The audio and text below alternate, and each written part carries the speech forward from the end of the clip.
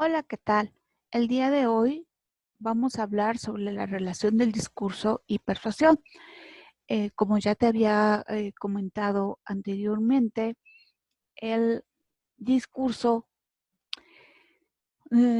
tiene una gran relación con la persuasión. La persuasión vendríamos entendiéndola como esta capacidad que tiene el ser humano de convencer a los demás, de hacerlos cambiar su punto de vista y por lo tanto el discurso trabaja mucho eh, con la finalidad de poder persuadir a la gente mediante mecanismos retóricos, pero también incluye toda una dimensión racional de la presentación de argumentos o la presentación de ideas y de sustentos.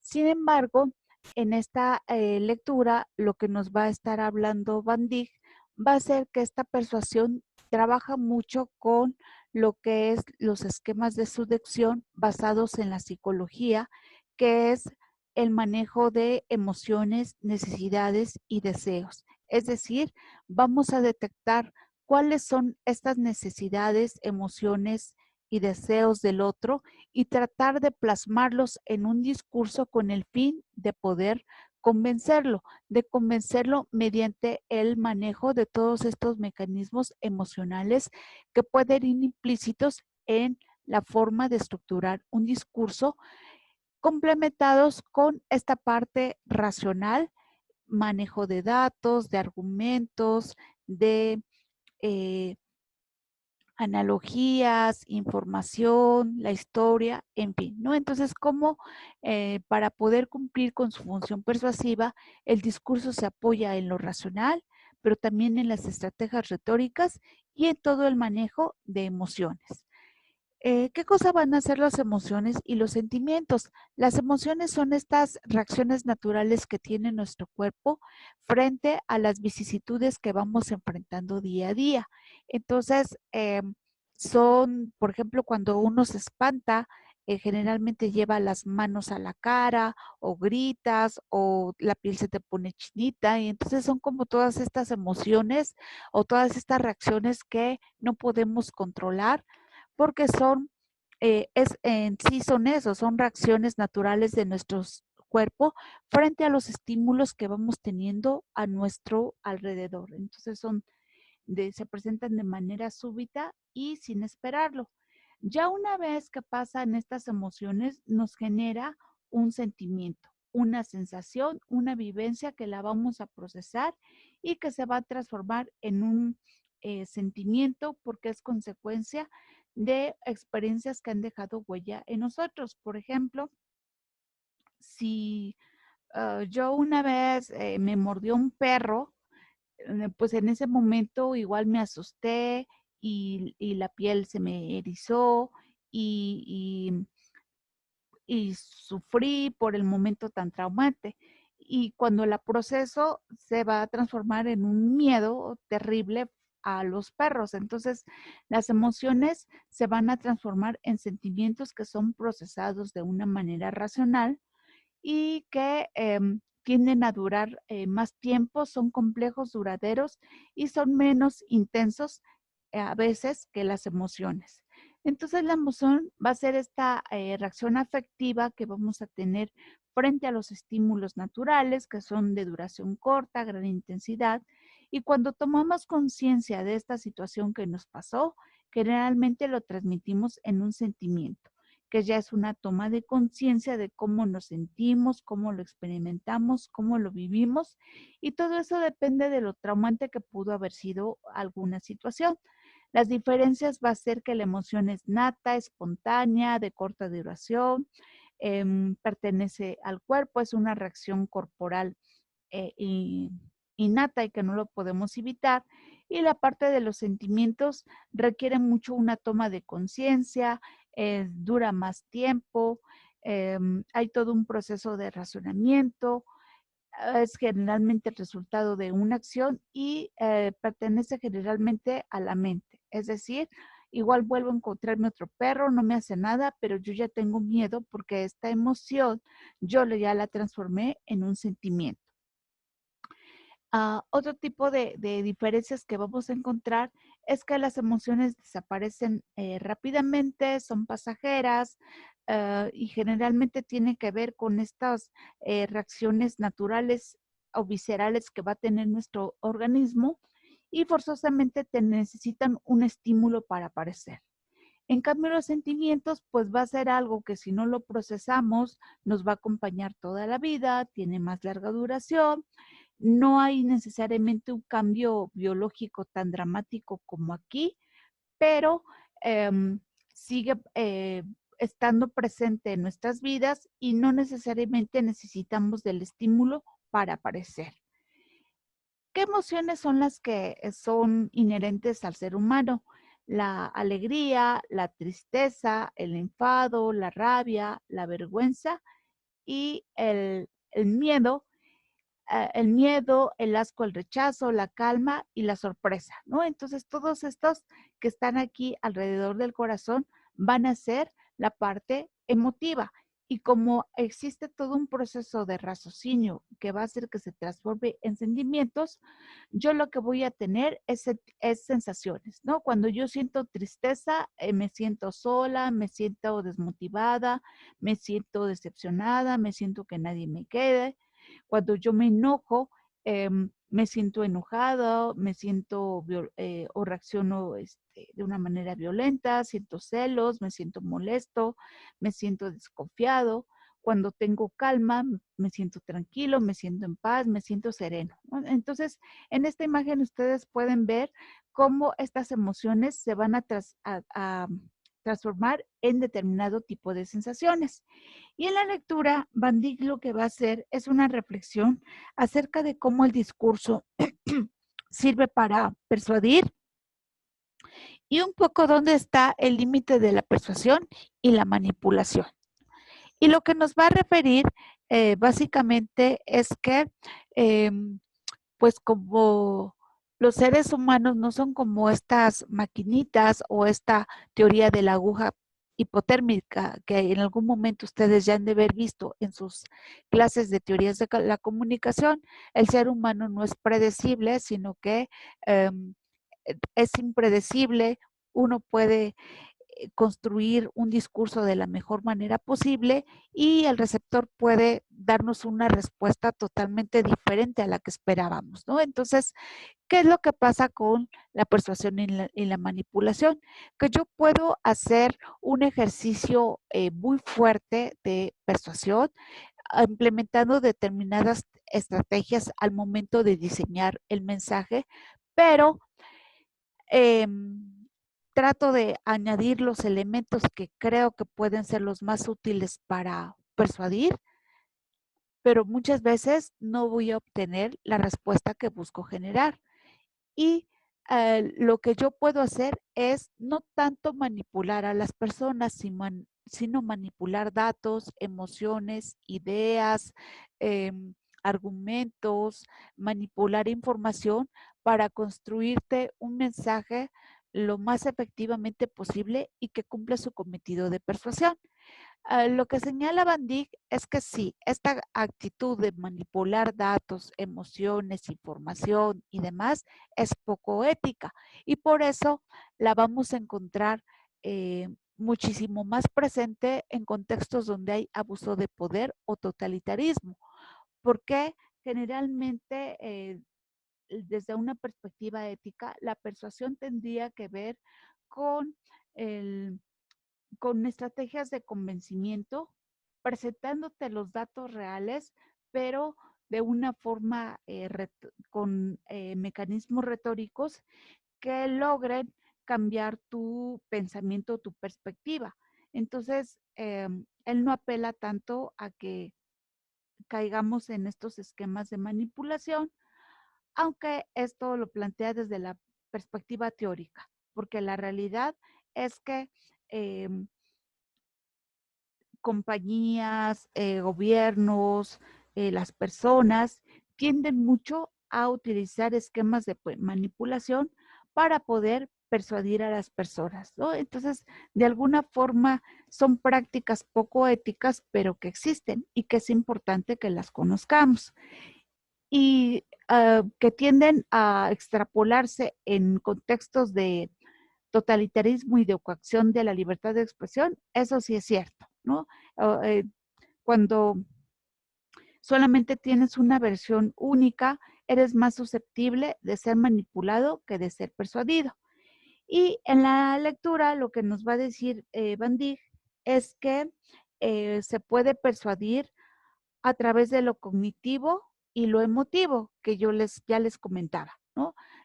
Podemos presentar datos, argumentos, información, ejemplos, analogías, leyes, figuras de autoridad, pero también podemos hacer uso de toda esta parte emocional que nos sirve para poder conmover, para poder compartir alegría, entusiasmar a los demás, para poder transmitir energía o para poder entristecer o hacer enojar a alguien. Y toda esa parte, pues, del manejo de emociones también contribuye a realizar la tarea persuasiva. Y en el texto, Van Dijk nos va a señalar que existen algunas estrategias discursivas de carácter persuasivo que son muy útiles al momento de estructurar un discurso y que operan en discursos de diversa índole. Entonces, uno de estos ejemplos es la teoría de corto plazo, que nos va a señalar que son estas explicaciones o conjeturas de largo plazo que vamos a hacer frente a lo que nos va rodeando y son estas explicaciones rápidas que vamos a ir encontrando sobre nuestro entorno y que de alguna forma intentan resolver o explicar dinámicas particulares que son complejas de, eh, de poder darles un sentido frente a los demás. ¿Por qué? Porque tendemos a nosotros, el ser humano, a estar en una situación de homeostasis, es decir, de equilibrio, y por lo tanto, como que la explicación más inmediata es lo que suele funcionar para regresar a la homeostasis frente a cosas que no podemos encontrarle una explicación tan rápida. Otro ejemplo es la manipulación episódica. Esto se refiere al uso de la narración o al contar historias. Se acordarán que cuando vimos los tipos de discursos yo les comenté que la narración tiende a tener mayor impacto. ¿Por qué? Porque generalmente los datos no los memorizamos, porque como que no conectamos emocionalmente con la información de carácter eh, racional y por lo tanto, cuando alguien te cuenta una historia y te dice qué le generó, cómo le impactó, qué efecto tuvo, conecta con la parte emotiva y eso hace que las narraciones tiendan a ser recordadas con mayor facilidad. Por eso el contar o relatos o el hacer uso de narraciones es un muy buen mecanismo para cumplir la función persuasiva. El otro punto que nos señala Van Dijk tiene que ver con la cognición social, el aprovechar saberes comunes o actitudes o ideologías ya conocidas. Por ejemplo, cuando el presidente español Aznar culpó a la organización terrorista ETA de que ellos fueron los culpables del ataque terrorista contra los trenes de Madrid el 11 de marzo de 2004, lo que hizo fue aprovechar los saberes comunes porque ETA era una organización terrorista que seguía teniendo vigencia y que era como una versión creíble para los españoles. El asunto fue que no fue ETA y que los españoles se sintieron engañados y manipulados por su gobierno y por eso salieron a protestar en contra del presidente Aznar, ya que el responsable de este atentado había sido Al Qaeda. ¿Qué otra cosa podemos trabajar como una estrategia? Recuerden que una estrategia es un plan orientado hacia la obtención de una meta. Y en el términos de discurso, yo lo que busco es convencer, persuadir, justificarme, proteger mi imagen, acabar con la imagen del otro, en fin, dependiendo el tipo de estrategia o el tipo de meta, pues va a ser la forma en cómo yo voy a estructurar mi discurso. Entonces, otra estrategia va a ser ocultar información o dar datos no muy precisos. Porque la vaguedad o la generalidad siempre me va a ayudar a evadir responsabilidades. Por ejemplo, ahorita, pues todas las fake news que hay sobre el coronavirus, lo que están haciendo es presentándonos datos muy vagos, pero que finalmente pues están afectando la imagen de alguien. También está la generalización, porque no doy tantos detalles, soy como muy escueta en los datos que doy y eso hace que yo brinde explicaciones sin meterme en problemas porque lo estoy abordando sin lujo de detalle. Entonces trato de ser general, no ser tan específico, porque eso me va a permitir librarme de algunos cuestionamientos que yo pueda ir enfrentando. Otro tipo de estrategias es la polarización, que es muy común en todo tipo de discurso, que es cuando yo construyo estos esquemas o estos framings desde donde yo quiero que vea las cosas. Entonces, generalmente la polarización se basa en las dicotomías de lo positivo y negativo. ¿Quién representa lo positivo y qué representa lo negativo? ¿No? Eh, desde esos esquemas es como yo voy a persuadir, porque uno siempre quiere ser el bueno y para construirme como tal, yo necesito hacer uso de un enemigo e incluirlo en mi discurso para que yo pueda atribuirme todas las cualidades y adjetivos positivos que haya en el mundo. Y a veces, pues eh, estos enemigos no necesariamente son personas, pueden ser procesos, ¿no? Por ejemplo, cuando Vicente Fox hizo su campaña, lo que hizo fue como estigmatizar al PRI de que era malo y no necesariamente había una persona detrás, sino lo que había era un partido y él representaba el cambio, la esperanza, la renovación, en fin. Otra es acusar y defender. Obviamente nos defendemos nosotros y señalamos los errores o sí, los errores o las acciones negativas de los otros. La redundancia también es otra estrategia discursiva que funciona en términos de que qué tanto te hablo sobre un proceso o qué tan superficial es mi comentario al respecto. Porque obviamente si yo estoy muy segura de algo, voy a hacer hablártelo y restregártelo y decírtelo y volverlo a retomar. Quizá no con las mismas palabras, pero sí voy a ser redundante y lo voy a estar trayendo a colación constantemente.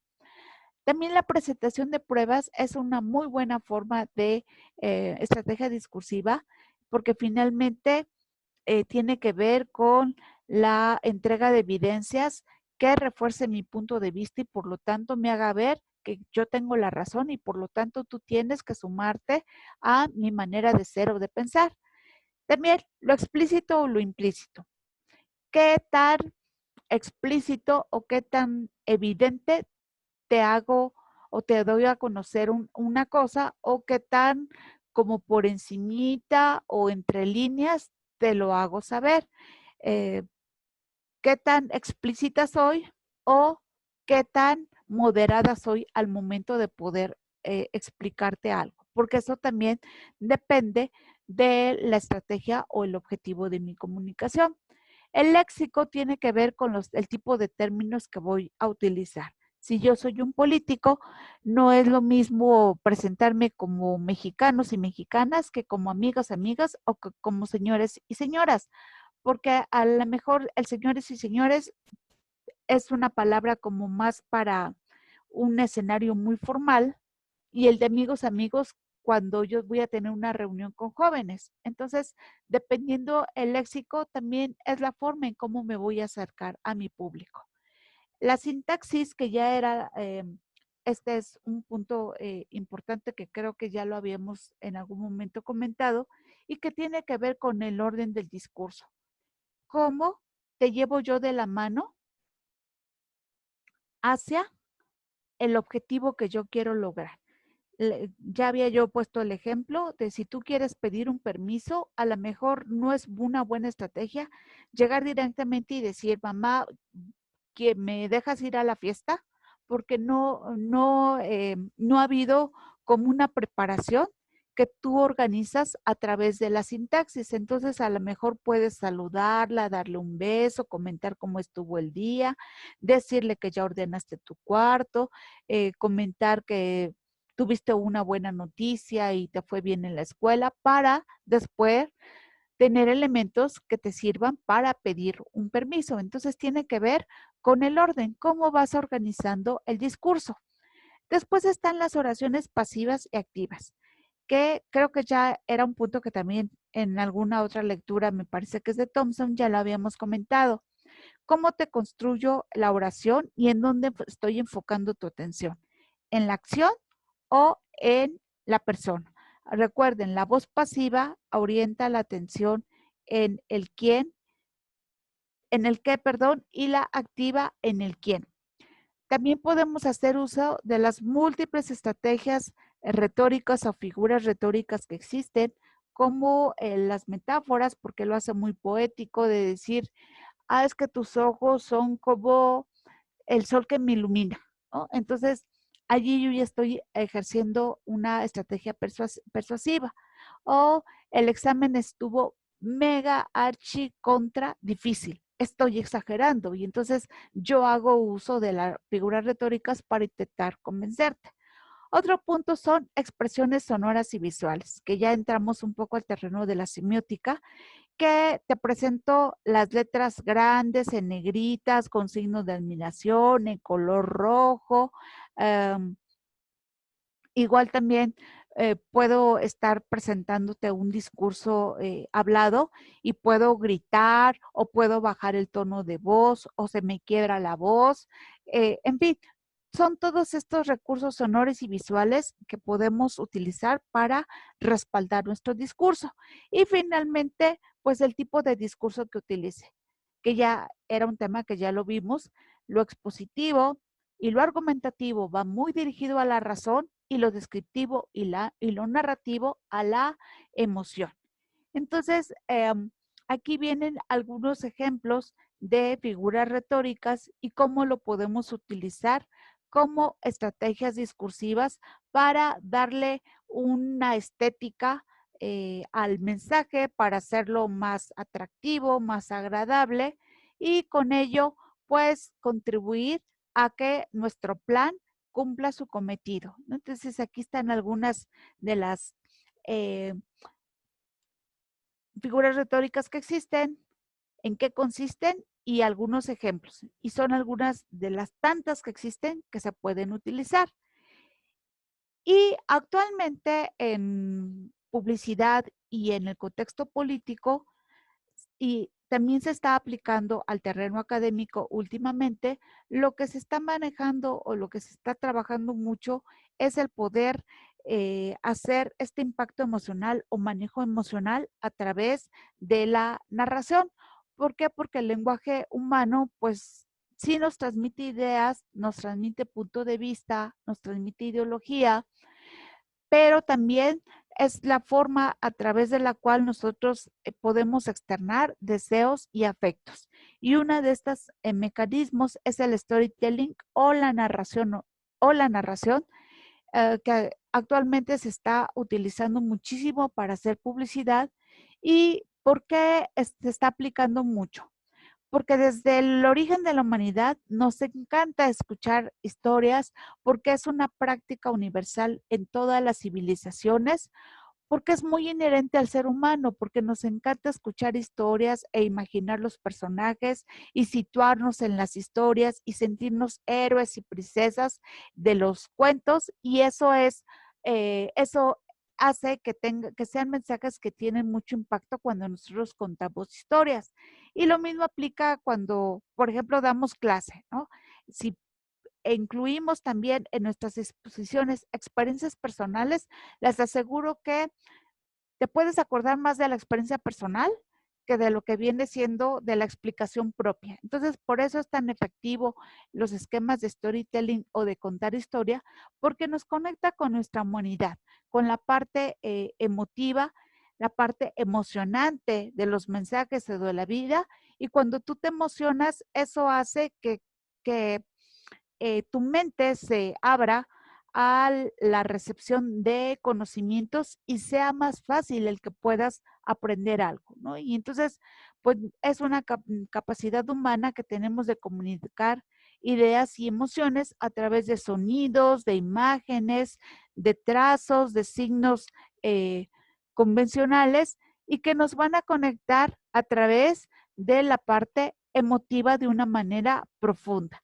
Las historias, como comenzamos nosotros a imaginarnos los personajes y las escenas que nos están contando, eso hace que haya una mayor conexión de neuronas y por lo tanto, pues la fijación del mensaje es muchísimo más potente que la sola presentación de datos. Entonces nos encanta compartir relatos, historias, porque nos hacen soñar, nos hacen visualizar, nos presentan marcos ideales y de alguna forma pues nos sentimos parte de una comunidad. Y generalmente pues bueno, las historias tratan temas universales desde una perspectiva emotiva que nos conecta con nuestra propia humanidad y eso hace que sean más trascendentes o impactantes porque en algún momento podemos sentirnos identificadas con esto. Y por eso pasamos de la historia a la emoción, de la emoción a la reflexión y de la reflexión a una acción transformadora. La emoción netamente es la que va muchas veces a mover al mundo a cumplir este objetivo persuasivo porque nos va a crear ilusiones, expectativas y eso nos hace más susceptibles a adoptar determinados tipos de conducta. Y generalmente cuando compartimos nuestras vivencias, nuestras experiencias a través de los relatos, son generalmente discursos que impactan tanto que no se olvidan, ¿no? Que tardan mucho tiempo en que los podamos olvidar. Y pues obviamente las imágenes también van a reforzar estas narraciones y nos van a permitir trabajar desde otro tipo de esquemas porque no solamente va a estar la oralidad, va a estar lo visual, va a estar el color, la textura, etcétera. Y muchas veces de estas historias, pues bueno, son multiformato o incluso multipantalla. Lo podemos ver en el cine, en la computadora, en el celular y a través de distintos tipos de formato. Por ejemplo, aquí estas fotografías que yo les estoy presentando son fotografías de mucho impacto visual, pero también emocional y que si se dan cuenta no hay texto, pero nos están contando una historia. Hay un storytelling y eso hace que sean más impactantes y que nos sintamos como más enganchados con lo que nos está aquí comentando. Y lo visual también puede ser una forma de storytelling porque nos están contando historias a través de lo que vemos en la fotografía. Vemos expresiones afectivas bastante evidentes, las cuales nos conectan finalmente con nuestra propia humanidad y nos hacen compartir determinadas emociones que después pueden convertirse en sentimientos. Muy bien. Teóricamente, pues bueno, para transmitir una narrativa, esta tiene que ser verosímil, es decir, igual y no es verdad, pero tiene que aparecer como una verdad absoluta, es decir, tiene que ser creíble, auténtica, próxima al contexto de la audiencia, cercana a la gente, generalmente se redacta en primera persona y con estos elementos pues se busca que tenga una aceptación.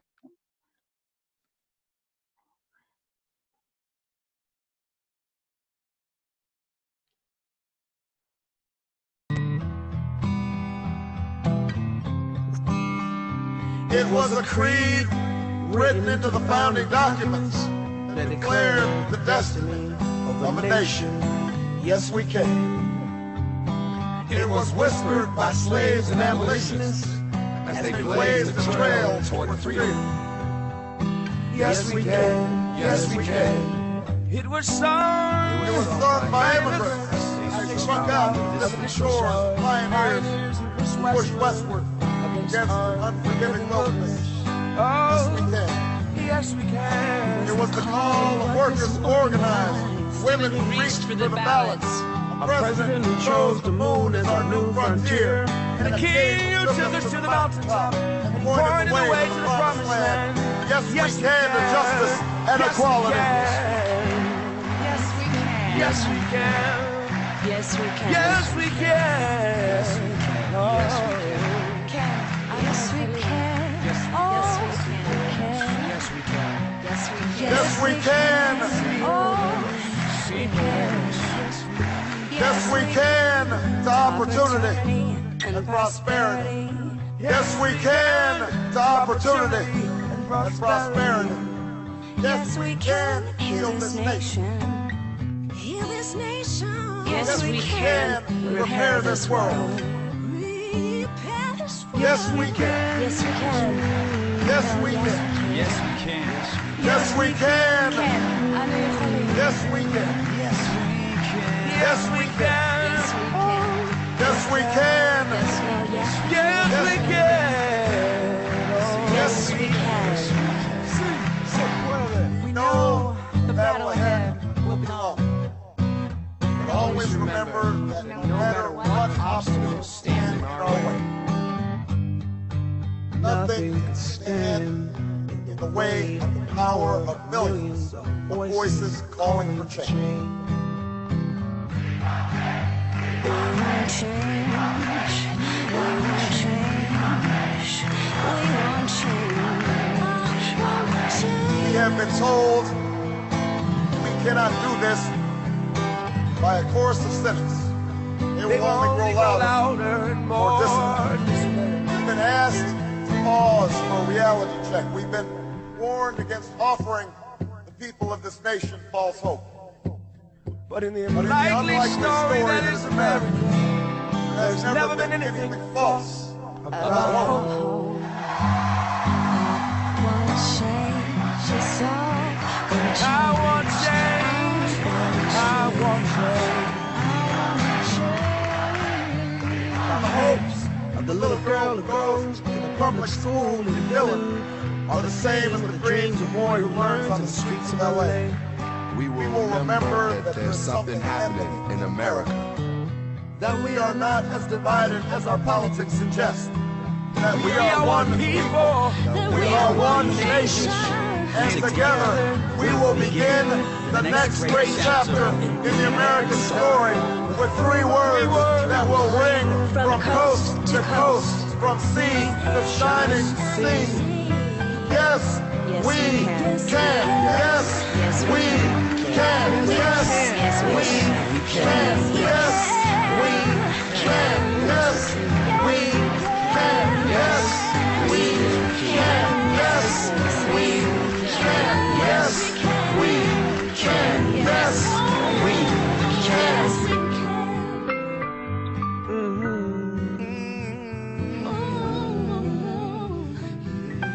we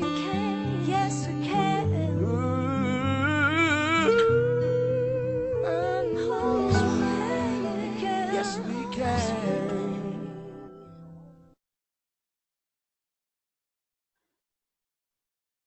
Ok, como vieron en este video, hay recursos de sonoridad. Yes, we can, se repite un montón de veces. Hay mucho manejo de emociones en el terreno verbal. Se transmite un mensaje de esperanza, de positividad, de cambio, el cual se ve reforzado por los estímulos visuales. Vemos a gente como muy relajada, muy tranquila, muy esperanzadora también. Entonces, como todo se va complementando a través de contarte una historia en donde todo el mundo pareciera que está luchando y pugnando por un sueño, ¿no? Entonces es el manejo del storytelling en la búsqueda de la persuasión. Igual también aquí hay algunos ejemplos de cómo Pedro Kumamoto, no sé si algunos de ustedes lo ubican, que es actual diputado en Guadalajara, y él fue un candidato independiente y lo que hizo en su Twitter o en sus redes sociales fue mucho defender esta idea de este concepto de los muros sí caen, que fue el eje rector de su campaña, y trató de posicionarlo por medio de fotografías y por medio de imágenes que reforzaban de que era posible romper las barreras para que él pudiera ser diputado local. Y entonces, a través de las fotografías, lo que fuimos viendo va a ser las muestras de apoyo, las muestras de esperanza, eh, de que sí era posible lograr el registro. Entonces, él lo que hacía en sus redes sociales era contar todas las dificultades que fue enfrentando para lograr su meta, y todo esto lo fue haciendo mediante un registro visual y un registro textual que fue eh, compartiendo en sus redes sociales, y es también otra forma de hacer uso de la narrativa. Y finalmente, yo les presento algunas fotografías de una campaña que hubo hace algunos años en la facultad para lo que fue el cambio de director, y uno de los candidatos era un profesor, Guillemaut, y los alumnos estuvieron apoyando mucho su campaña mediante este tipo de mensajes que nos contaban historias, y como que se veía mucho las expresiones genuinas de los alumnos para poder apoyar al profesor Arturo Rodríguez, y que se me hizo una forma muy creativa de poder hacer una campaña en la búsqueda de la directiva o la dirección de la facultad. Lo caricaturizan, nos están presentando de alguna forma algunas historias y vivencias propias, y todo esto manejado mucho desde la parte emocional, ¿no? Entonces, creo que fue una forma muy buena de poder hacer este uso de la persuasión mediante este tipo de discursos fotográficos que nos presentan un relevo de una directiva de una institución académica como algo menos formal, pero no por ello irrespetuosa, y que hacía ver como el apoyo de los estudiantes hacia este profesor de una forma pues lúdica, divertida, compartiendo como emociones que tenían que ver con desde la perspectiva positiva. Y le hicieron estas boletitas donde cualquiera podía ir y escribir cuáles eran sus peticiones o necesidades, y poderlas incluir como parte de su plan o proyecto para la facultad. Entonces, todas estas ideas se me hicieron bastante creativas, y se pueden contar a manera de historia, buscando persuadir a la comunidad respecto a quién era este profesor. Bien, hasta aquí dejo la explicación que tiene que ver con discurso y persuasión. Espero te haya sido clara. En caso de dudas, pues ahí está el foro de dudas. Muchísimas gracias.